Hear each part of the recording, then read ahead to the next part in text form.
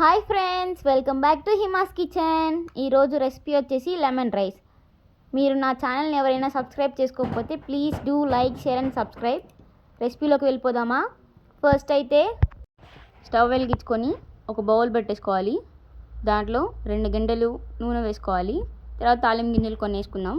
తర్వాత కొంచెం జీలకర్ర, తర్వాత పచ్చిమిర్చి వేసుకొని బాగా మిక్స్ చేసుకోవాలి. అవి మంచిగా ఫ్రై అయినాక పల్లీలు వేసుకుందాం. ఇప్పుడు పల్లీలు కూడా బాగా ఫ్రై అయినాక మంచిగా మధ్యలో కలుపుతూ ఉండాలి. అవి మంచిగా వేగితేనే మనకి టేస్ట్. తర్వాత కరివేపాకు వేసుకుందాం. అంతే, తాలింపు అయితే రెడీ. నెక్స్ట్ రైస్ కలిపేసుకుందాం.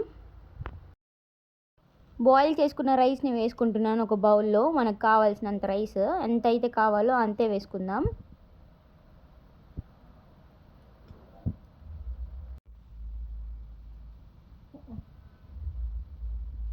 ఇప్పుడు నేను ఒక స్పూన్ పసుపు యాడ్ చేసుకుంటున్నా.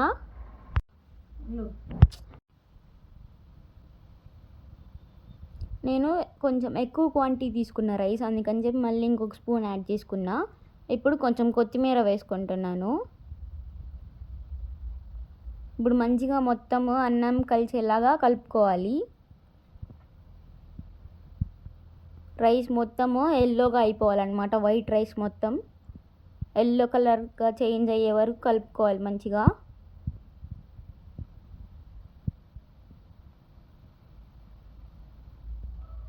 తర్వాత లెమన్ జ్యూస్ యాడ్ చేసుకుంటున్నా.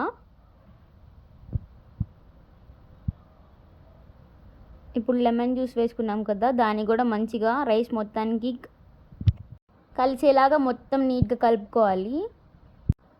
ఇప్పుడు మనం ఏదైతే తాలింపు పెట్టుకొని ఉన్నామో ఆ తాలింపు మొత్తం దాంట్లో వేసుకొని మొత్తం నీట్గా కలిపేసుకుందాం. ఆ తాలింపు మొత్తం రైస్కి బాగా పట్టాలన్నమాట. అప్పుడే మంచిగా ఫ్లేవర్ఫుల్గా ఉండిద్ది రైస్ మొత్తం.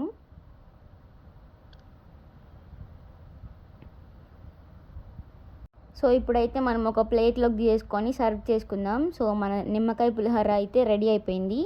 మీరు కూడా ట్రై చేసి ఎలా ఉందో కామెంట్ బాక్స్లో కామెంట్ చేయండి.